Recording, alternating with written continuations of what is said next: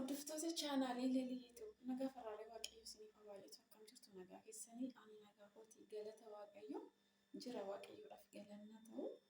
Har'a waan tokko wajjin ilaalla. Akkaataa itti bishaan ruuzii rifeensa keenyatti dibannuu fi akkasuma immoo dibatuma of biraa qabnu zayitii akkamitti rifeensa keenya dibanne rifeensa keenya yeroo muraasa keessatti jijjiiruu dandeenya wanta jedhamu wajjin ilaalla jechuudha. Akkaataan itti dibadhee rifeensa koo mijatee rifeensa koo jijjiirama agarsiisee wajjin ilaalla jechuudha. Ana wajjin tura namoonni baay'eenis immoo bishaan ruuzii gaafan fayyadamaa namoota tokkoon jedhee dubbadhu. Bishaan ruuzii akkamitti fayyadamna namoonni jedhan illee hin jiru jechuudha. Kanaafiyyuu akkamiin akka fayyadamnu ilaalla jechuudha. Tarii bishaan ruuzii gaafa jedhamu ittuma nannee wanti miicanu fakkaata garuu akkaataa itti fayyadamnu akkaataan itti fayyadamu wajjumaan ilaalla. Dibata hundumaa akkaataa itti fayyadamnu wajjumaan ilaalla. Ana wajjin tura akkasuma rifeensa keenya qacceen isaa jajjabaatu nu cannaqu akkamiin qacceessa kana dibannee rifeensi keenya nuuf laafu jijjiirama nuuf qabaatu akkamitti akka danda'amu wajjin ilaalla. Ana wajjin tura as keessa bishaan ruuzii qabadha jechuudha. Gidduu kana dibachaa waan hin jiru yeroo viidiyoo isaa hojjedhe isin waraabadhe naaf hin mijanne garuu kanatti naqadheen dibadhaan ture amma walitti deebiseen iyyuu nan dibadhaa jechuudha. Zayitii huccuu isheetti naqeen tureen jechuudha.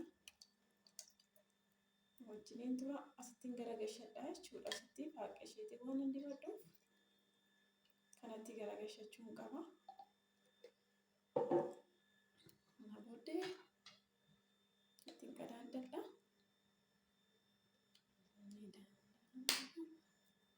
Wanta akkasii yoo bitattan baay'ee gaariidha. Dibachuudhaaf sin mijataan garuu reefu bitadhe kana dura akkumaan hin fayyadaman ture.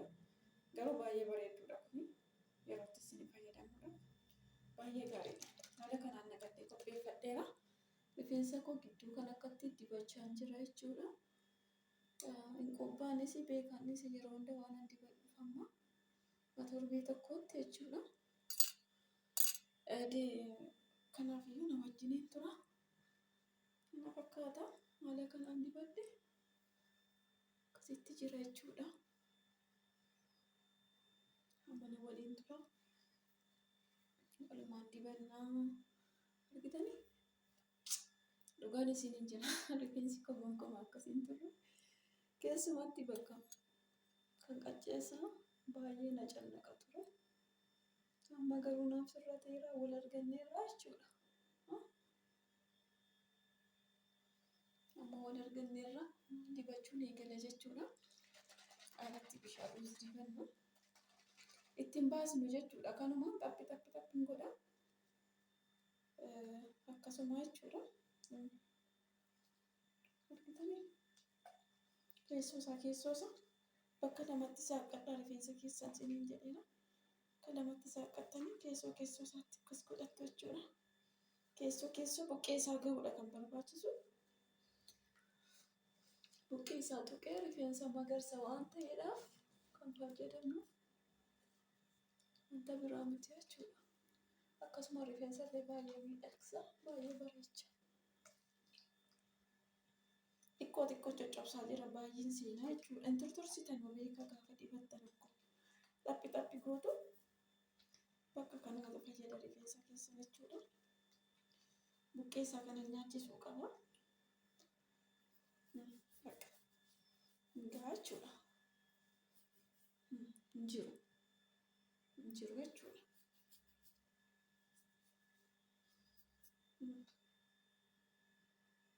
Gochuu qabdu.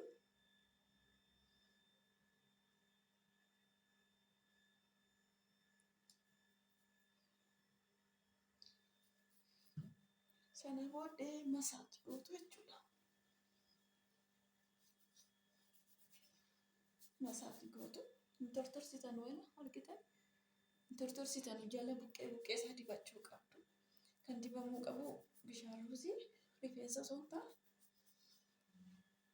buqqee isaa bichaadha. Maaliif rifeensa akka magarsu rifeensa akka fiduufi waan ta'eedhaaf akkasitti fayyadamtu masaajii gochuu qabdu. Kanarraan innisu ganaa kana xumuree ka'e dibatan irraan diba malee bishaan ruuzii akkasitti dibattanii dhiistan zayitii irraan dibachuu qabdu jechuudha. Maaliif rifeensa keessa qarcachi godhee akka hin hineef rifeensatti dhufu garuu baay'ee gaariidha. Rifeensa keessanii xiqqoodhuma ishee fayyadamtu. Jala jala isaatti akka kanaan dibattanii masaajii godhattu jechuudha.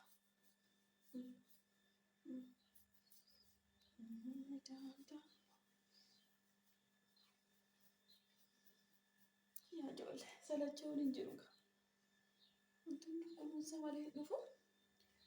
Isa kana xumuree immoo sirriitti masaajii godhachuu qabdu sirriitti jechuudha.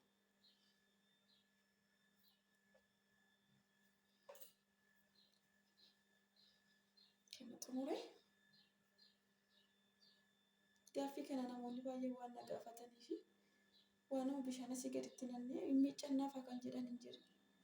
Amma 14 amma ji'a tokkotti yoo isinii danda'ame akka godhatanii miiccachuu dandeessu. Maaliif bishaan ruuzii ittiin baay'istan jechuudha. Dhaqeessa isinirraa cinca'u miti. Xiqqoo ishee jala jalatti dibattanii masaajii gootu sanarraan immoo zayitiitti dibattu waan ta'eedhaaf wanta isinirraa cinca'u miti jechuudha.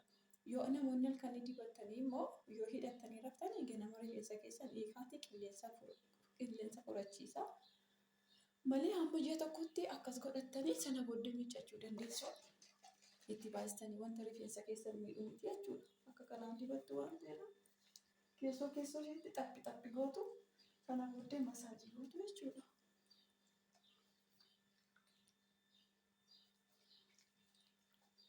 Baay'ee tokkoon isiniin jira dhugaa.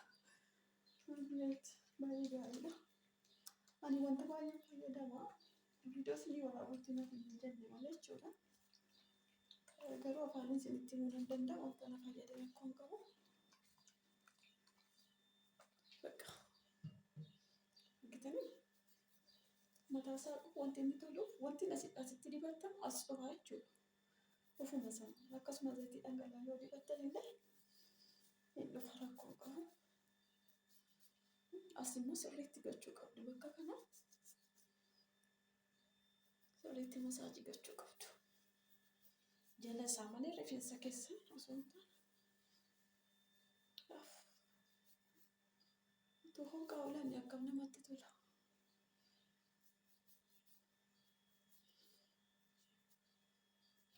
Haala kanaan fayyadamtu.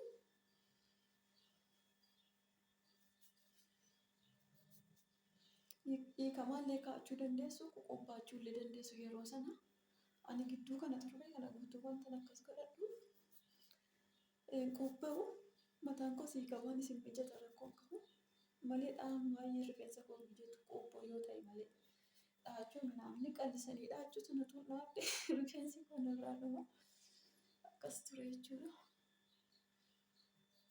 Asiin kootti wayii dibadheen jira na gugurraachaa waan ta'eef. Kana fakkaata jechuudha.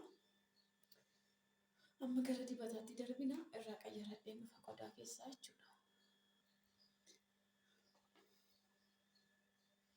Amma haala kanaan zayitiitti qayyaradheen dhufe jechuudha. Amma immoo zayitiin irraan dibadha. Malee bishaan ruuzii akkasitti dibattanii dhiistanu gaafa dibattanii jettanu zayitii irraan dabalachuu qabdu. Rifeensaaf illee baay'ee gaariidha. Rifeensa keessan as jala isaa hin hidhu jechuudha. Asirraa qacceetti fiddanii rakkoon qabu. Asiidha kan inni barbaachisuuf sirriitti. Namoonni isinii mijatu torbee tokko keessatti sa'aatii amma ji'atti fayyadamtanii sana booddee guyyaa miijattan miijachuu dandeessu jechuudha. Biyyaansi yoo isinii hin danda'amne immoo torbee keessa yeroo guyyaa 3 fayyadama. Torbee keessa guyyaa 3. Bishaan ruuzii immoo torbee keessatti si'a tokko yoo nafifattan guyyaa 3 afur amma torbee tokkotti isin gahuu danda'a. Bakkee yoo ta'e namoonni isinii mijatu immoo yoo firiijii keessa kaa'achuu dandeessanii amma ji'a tokkotti isinii ta'uu danda'a. Garuu sanaan achi torbee tokko onala bakkees keessanii fayyadamina. Maaliif bishaan ruuzii waan ta'eef foolii uumaa jechuudha. Kanaafii akkasitti fayyadama. Anama firiijiin keeddu waan ta'eef bakkee waan kaa'u torbee tokkoof nan fayyadama. Sana booddee nan isa yoo hafes nan gata jechuudha. Amma zayitiin irraan dibadha. Zayitiin akkamiin akka dibannee rifeensa keenya fidu akkasumaan isinitti agarsiisa. Asumaan ilaalla waliin na wajjiniin turaan isiniin jedha.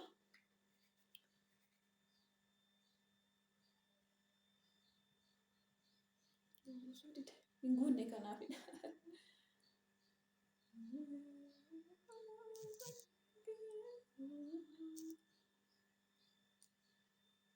Dammoo furdaadha kanaaf waliin yeroo of keessaa qaba.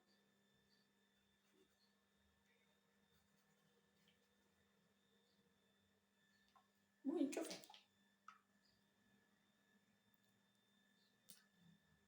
Yaa jalli kasarre.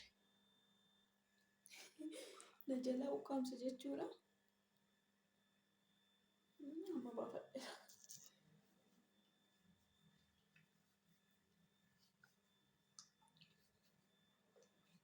Wanta kana yoo fayyadamtan baay'ee gaariidha.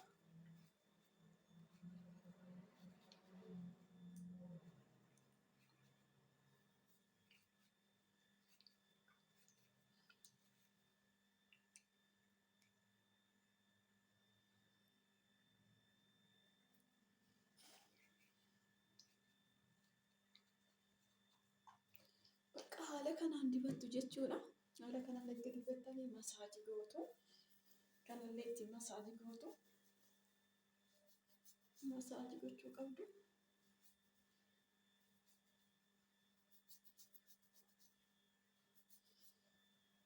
Bitanii waan inni fakkaatu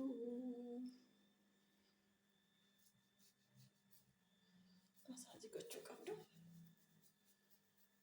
Daqiiqaa murtaa'eef haala kanaan dibachuu qabdu. Bakka namatti saaxanii buqqee isa nyaachisuu qabdu jechuudha. Yoo isaan wal fudhate rifeensa keessan guddisuutti jijjiiruu baay'ee jijjiirama guddaa kennaafi argitanii waan bishaan ruuziitti bahe fakkaatu jechuudha. Argitanii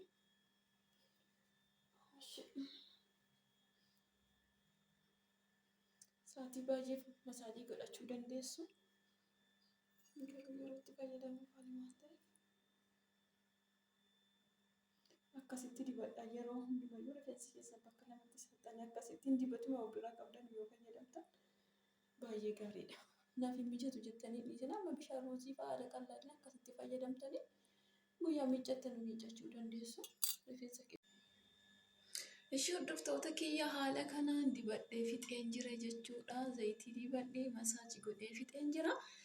Kana booddee immoo gara sattaanutti darbinaa jechuudha. Amma immoo kana qacceesaan dibadhaa jechuudha. Qacceesaas akkamiin akka laafifachuu dandeenyu na wajjiniin tura. Akka kanatti baastu ilaalaa waan inni fakkaatu akka kanaan dibachuu qabdu jechuudha. Qaccee caafeessa haala kanaan dibachuu qabdu jechuudha.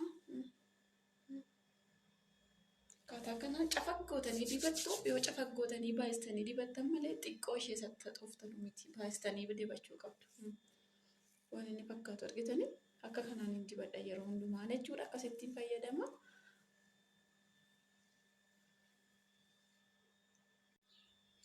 Hordoftoota kiyya haala bareedaa kanaan xumureen jira. Kunoo qacceessaas sirriitti dibadhe. Sirriitti qubsitanii dibachuu qabdu. Haala qal'aan lafa malee xiqqoo dibachuu hin qabdanu. Viidiyoon koo har'aa kana fakkaata. Yoo jaallattan laayik sheerri godhaan isiniin jedha. Kana fakkaata. Namoonni baay'ee waan na gaafataniif irratti hojjette. Isa kana fakkaata jechuudha. Argitanii viidiyoo itti aanu hanga walitti deemu nutti turtii gaarii nagaan tura. Waaqayyo isin wajjin ta'uu baay'ee qophaa'uu dandeessu, dhiisuus illee dandeessu.